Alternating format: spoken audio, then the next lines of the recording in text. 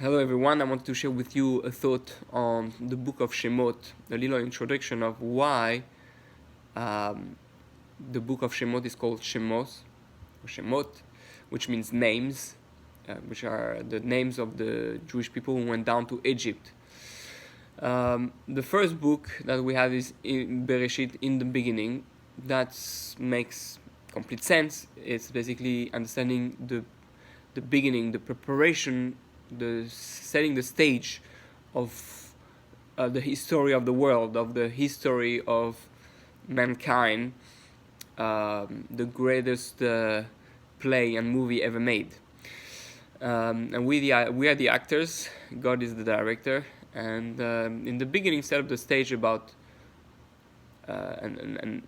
basically the beginning of why we're here, what's the mission, and like how do we come about today, which is to look back, and this is how it all started, and we understand, the source, the root. Now we are now in the book of Shemot. The book of Shemot is a book and start with the names, and names basically names correspond to the souls, because Shem, Neshama has the same roots, the soul, and the idea is that we are trying to learn in this book about what is the names, or basically more precisely, what is the mission of us, the Jewish people. Sefer Bereshit, the first book, corresponds to humanity as a whole, and Sefer Shemot already starts the mission of the Jews, more specifically, the nation of Israel. What is their mission within the big picture? And that's very important because we have 70 souls going down to Egypt, and Egypt represents the world. In a more Kabbalistic way, the way they explain it is that 70 souls correspond to the souls of the 70 nations. Right? We know there are 70 nations representing the all of humanity, and the Jews are, their mission really is to go within the nation, within Egypt, within the body. The Jewish people representing the more spiritual aspect of mankind, and just like the head has to guide the body, the soul has to guide the desires of the body, and to fulfill and help it become healthy and grow and closer to God. So too, the Jewish people are to enter into the body of the world, into Egypt, and help the rest of the world deal with its, get a direction and deal with its struggles and desires. Now, what is the ultimate desire? The ultimate desire really within the soul is to get close to Hashem, close to God. We're given a body as a challenge to come close to God through in a way that we can earn it, in a way that is the most pleasurable, that is the most powerful. And the body represents that limitation, that darkness, and that's why the body is, the Egypt means metzar, which means narrow, constricted.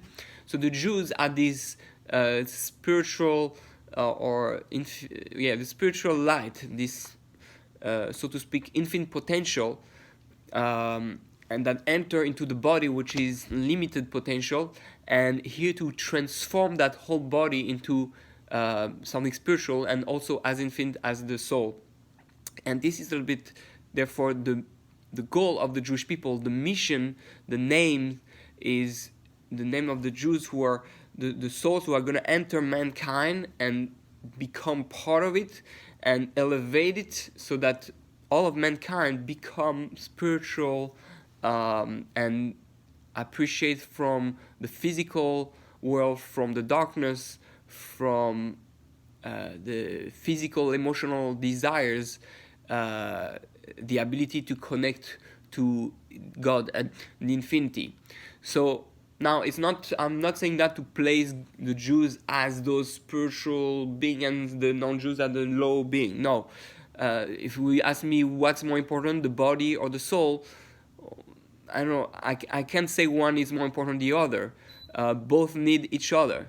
The body without the soul is nothing, and the soul without the body is not worthy of anything. It's just a creation from God.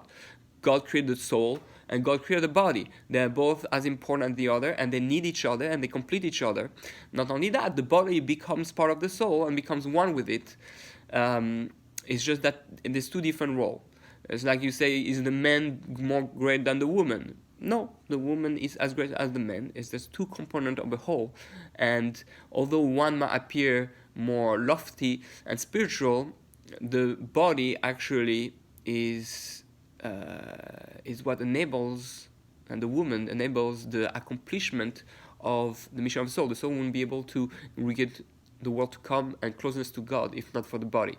So that's what I'm trying to convey, the message that Jews are supposed to be this soul of humanity, and enter into the world and give its message and direct all the 70 nations towards God. And that's the beginning of the story of the Jewish people when they enter into the world and they confronted with the challenges of this physical world with the 10 makos, the seven, the 10 plagues that represents the 10 challenges that a body has when it's confronted with the soul. And the Jews are trying to redeem Egypt, redeem the limitation of this world, and elevate it with it. And sometimes the body fights back. Sometimes Egypt, Pharaoh, which is the evil inclination, fights back naturally, and we have to try to direct it in the best possible way. So Egypt is the global or the big picture of all the other exiles.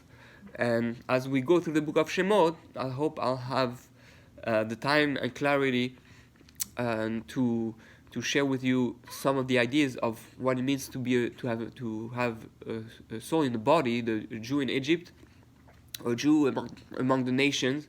But the basic idea is that we as Jews, we're here to send the message, send the spirituality, send life, send light and clarity and inspiration to all the nations of the world. It's not for no reason that the Torah, it says that has 70 facets of the Torah, and there are 70 nations, and the 70 souls who went down to Egypt, and the idea is connected to the 70 languages also that happened at Babel. One language was Hebrew, and then it came into 70 languages. So the whole idea, we have that 1 and 7, and the idea is that actually that idea is from Rabbi Dinovich, that the 70 parts of Torah correspond, each part of the Torah correspond to one way each of the nations have to connect to God. Everybody connects to it in a different way, but there's a unified Torah that can take all those 70 parts and do it together. The Jews had to learn to do it within themselves, with the 12 tribes, and even by the Jews it was such a hard thing. But in a way, the soul has to do it for itself before the body can do it. And therefore, as Jews, we learn for ourselves how to do it within ourselves and to become role model for all the people. And therefore, the Torah is really that information, divine information on how each one can find its own place, its own name within the world, within its mission, and serve God with its own uniqueness, and I think that's what we try to discover within. One of the things we try to discover in the book of Shemot, and you should try to discover for yourself. Even within the Jewish people, there's a lot of different levels. There's the Kohen, the Levi, the Israel. Israel cannot go where a Levi is in the temple. Levi cannot go where the Kohen go in the temple, and the Kohen cannot go where the Kohen Gadol can go. So there are many levels within the Jews, and there are many levels within the non-Jews, and everything is good. God created everything with goodness and purity, and the idea is to learn just the danger of being trapped in what we think is not good, and make the right choice. So the only evil is when we choose not to go in the right direction, not to fulfill one's name and one's mission. Then we get stuck into darkness. So I'll let you discover, and I'll try.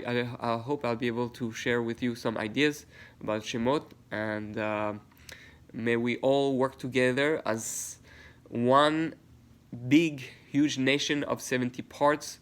And I hope, it's my prayer, that Israel eventually will be able to be a role model for the 70 nations, and that we'll be able to work all together. Ultimately, that's what Moshiach is going to be able to accomplish. The goal is to, on our own, be able to get there, but at last, at the end, Moshiach is the one who is going to be able to establish that firmly and forever. And it's very exciting. We're in a time where Jews and non-Jews are getting to know and knowing each other more and more because of the internet, because of the spirituality that grows in the world, and soon we'll be able to understand what all that means and live it every day. So I looking forward to share with you more and more.